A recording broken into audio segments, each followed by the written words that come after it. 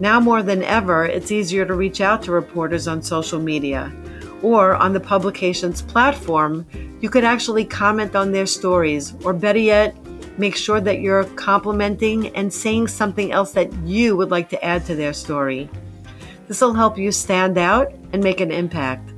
And after you establish a connection and the reporter gets to recognize your name, it's much easier and a greater chance that your email to them with your new pitch will actually get opened. Now that you've done your research, you're ready to create your pitch. Well, unless the journalist knows you, as I've mentioned, what do you think is the number one thing that will make them open your email? Yes, you're right. It's the subject line. The subject line is probably one of the most, if not the most, critical elements of your pitch. A compelling subject line decides whether your email gets opened or ditched. Think of your subject line as the key to a treasure chest. Journalists are treasure hunters, searching for stories that are like jewels that help their publications glitter. Your subject line is the key that promises something valuable inside, making it irresistible for the journalist to open and explore.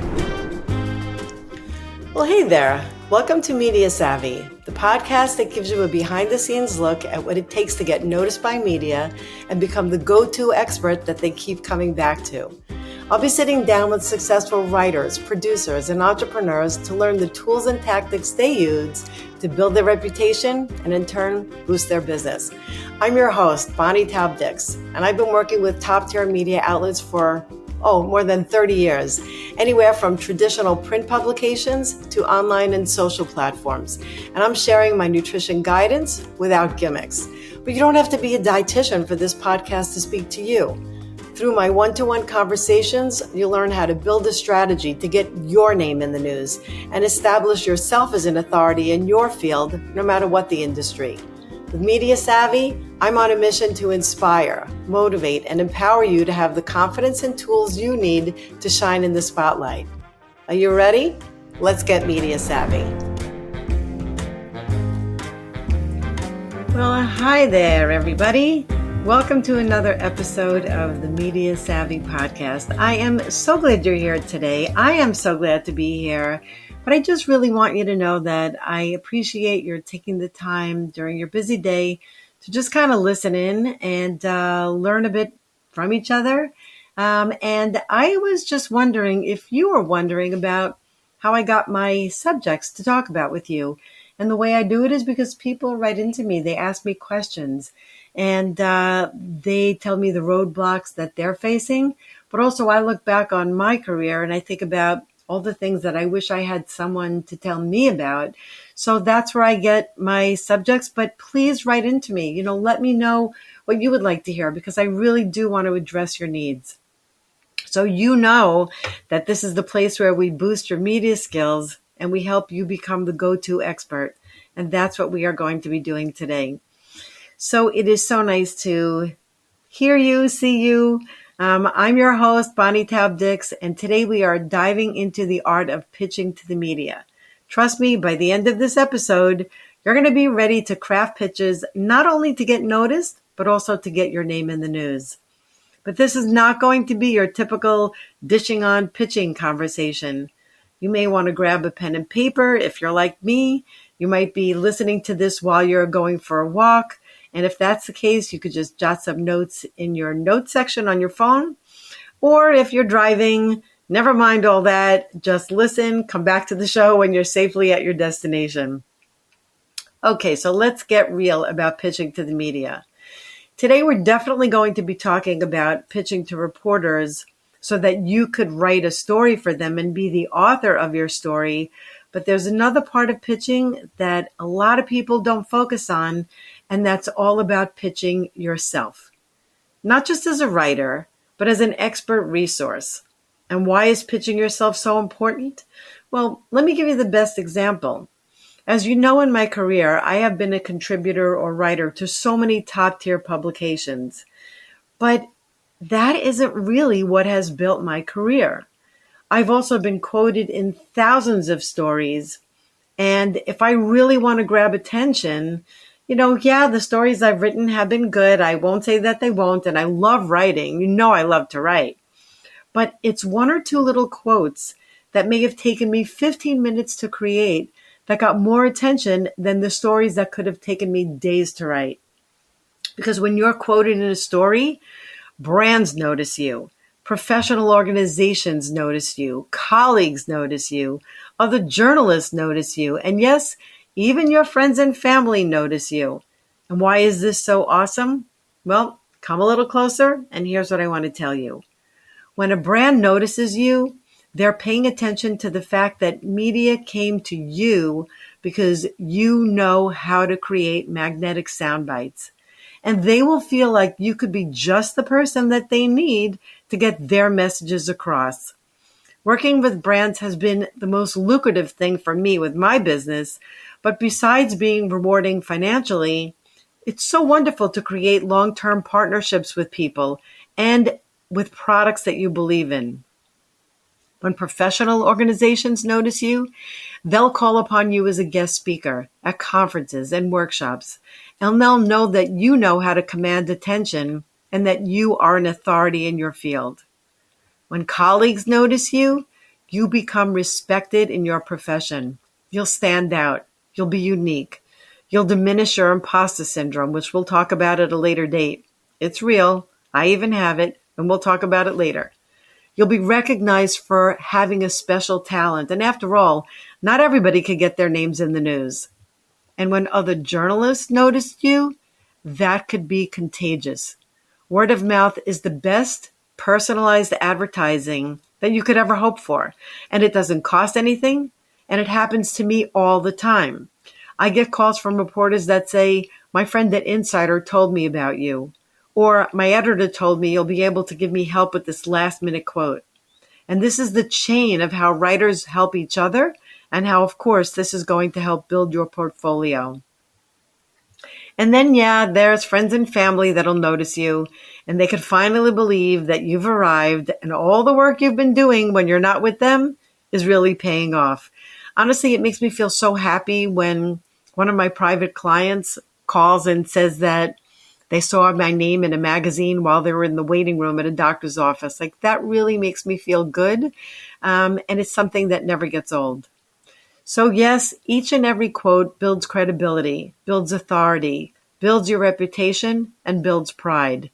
And don't underestimate about the power of pride, because having confidence, which we'll also dive into in a future episode, helps to propel you to move on in media and get bigger and better placements. And it helps your career skyrocket. I am serious about that. This is precisely why I developed my course, How to Work with Media and Make Media Work for You. I didn't have anybody show me how to do things. And oh my gosh, if you saw my earlier videos with, long hair, long earrings, zigzaggy blouses, I mean, really, it seems like I'm the before picture in before and after segments.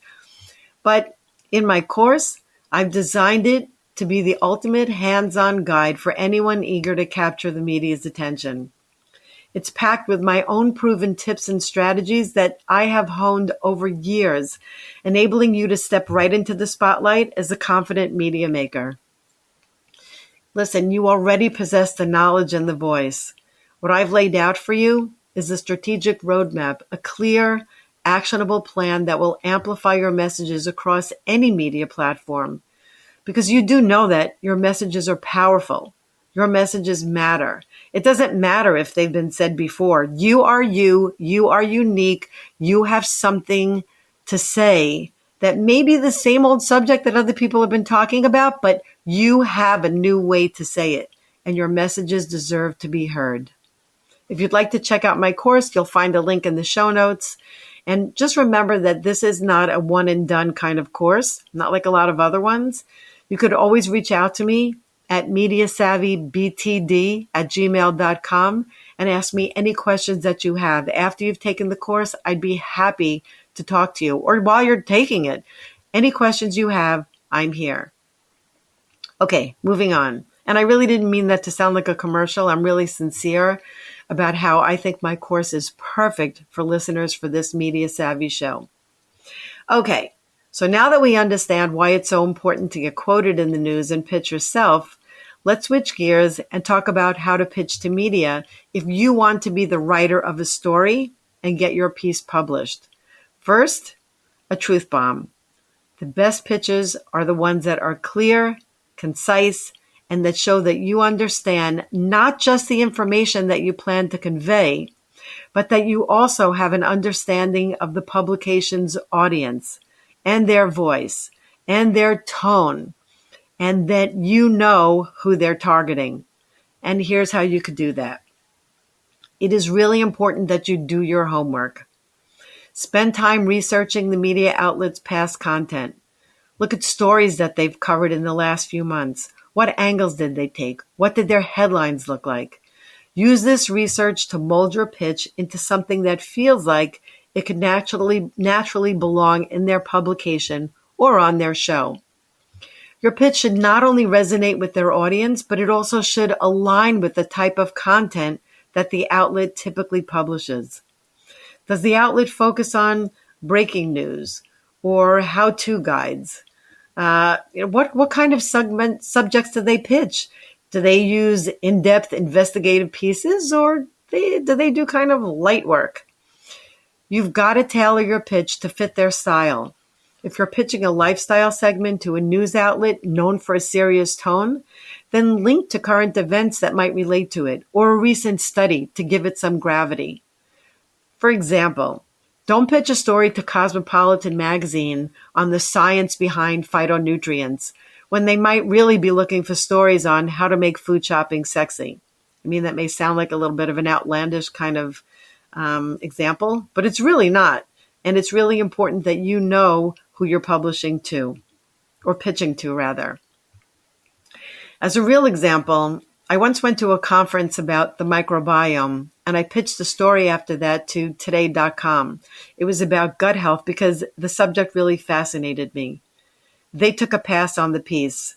Of course, I was crushed, but then I turned it around. I reworked it, and then they welcomed my pitch when I turned it into a story called 10 Ways to Beat Belly Bloat.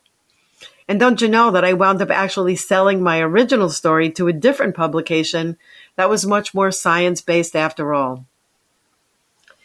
Try commenting on posts on social media to let them know who you are. It's much easier to grab a reporter's attention after you've complimented them. Everybody loves compliments. And after they recognize your name. And then don't stop there. Research which reporters write in your voice, which journalists align with your beliefs, your values, subject that you like to write about. Now more than ever, it's easier to reach out to reporters on social media or on the publication's platform. You could actually comment on their stories, or better yet, make sure that you're complimenting and saying something else that you would like to add to their story. This will help you stand out and make an impact. And after you establish a connection and the reporter gets to recognize your name, it's much easier and a greater chance that your email to them with your new pitch will actually get opened. Now that you've done your research, you're ready to create your pitch. Well, unless the journalist knows you, as I've mentioned, what do you think is the number one thing that will make them open your email? Yes, you're right. It's the subject line. The subject line is probably one of the most, if not the most, critical elements of your pitch. A compelling subject line decides whether your email gets opened or ditched. Think of your subject line as the key to a treasure chest. Journalists are treasure hunters, searching for stories that are like jewels that help their publications glitter. Your subject line is the key that promises something valuable inside, making it irresistible for the journalist to open and explore. Craft it to spark curiosity and promise valuable insights, ensuring that it really stands out in this crowded field because these people are inundated with hundreds, if not thousands, of emails daily. So your subject line needs to act as your first, and by the way, sometimes your only chance to make an impression. The subject line serves as a hook. They must pique curiosity, promise value, or tap into a current trend that stands out from all other noise and clutter. Once you have your hook, it's time to think about your angle. This is where you get creative. How are you unique? How can your topic connect to what's happening in the world and what topics they like to cover? So how can you cast your line to stand out? Personalize it. Include your journalist's name or a reference to their recent work, and that could significantly increase the chances of your email being noticed. You're not sending this pitch into the void. You're not sending it to a magazine. You're sending it to a human being. Also, clarity wins over cleverness. I'll admit, and you could ask my kids, I try to be as clever as I can whenever I can. But sometimes it's clarity that really wins over those witty things you might really want to say. Make sure your subject line clearly reflects the content of your pitch. What are you offering to them? Are you offering an exclusive interview? Then say so. Can you tie your story to breaking news? Then highlight that. Remember that your subject line is your first pitch before your pitch. So make it count, make it intriguing, make it relevant, and it is so important. Make it so important that it's simply too good to pass up. All right. Now that we got the pitch letter going, let's get to the letter itself. Here, clarity is key. Your pitch should immediately convey what your story is about and why it matters. Imagine you're in an elevator with a top editor or producer. You have 30 seconds to get them interested in your story. What would you say? This is your hook. It needs to be direct and compelling. Maybe you should ask a question. As a personal example, a question might be, did you know that you could actually ignore the expiration dates on these 5 foods? The reason why I say this is personal is because this is something I love to talk about. As you know, I have written a book all about food shopping, tricky labels. It's called Read It Before You Eat It, Taking You from Label to Table. I could link to that in the show notes too. But also, this is a sticky point in my family because my kids love to go through my refrigerator and go date checking. That's personal. And sometimes adding a little personal thing in there in your pitch letter is helpful. But remember, the letter is not about you. It's about how you could help them. Next, let's talk about being concise. This doesn't mean being brief. It also means densely packing your pitch with value. Every word must earn its place. You should avoid fluff and get straight to the point. If you can't summarize your pitch in just a few sentences, then outline your story with a few bulleted points. Focus on, the basic stuff that we learned when we took English essay back in school. The who, what, when, where, why, and how. That's what the reporter needs to know. Media peeps are so busy that they don't have time to read a novel. Basically, you need to get to the point quickly. Lead with your main message, like a headline would, why it matters, and most importantly, why you're the best person to write this story. If you need a frame of reference, maybe try to keep it under 200 words if you can. These days, bullets are the best, so your pitch could be briefly scanned. Maybe you want to put certain words in bold or in italics to draw attention to them. Remember that the goal of your pitch is to make the editor's or the producer's job easier by being clear and concise and by showing that you truly understand their audience and their content style. You're not just pitching a story, you're offering a package that's ready for their readers to unwrap. Working with media is a symbiotic relationship. You both need each other, but like all relationships, both sides need to provide value. All right, now it's time for a pro tip. That's my personal favorite. Always end your pitch with a clear call to action. What do you want them to do? What do you want to see happen? Do you want to be invited on the show? Do you want to be scheduled for an interview? Provide a clear next step and make responding to your pitch as easy as possible. Be sure to include your contact information, your website. If you have written a story that's similar to this, maybe even send a link. what are the best times to reach you. And if this is a story that is time sensitive, let them know that you are available today. And here's what I like most about what I like to do differently.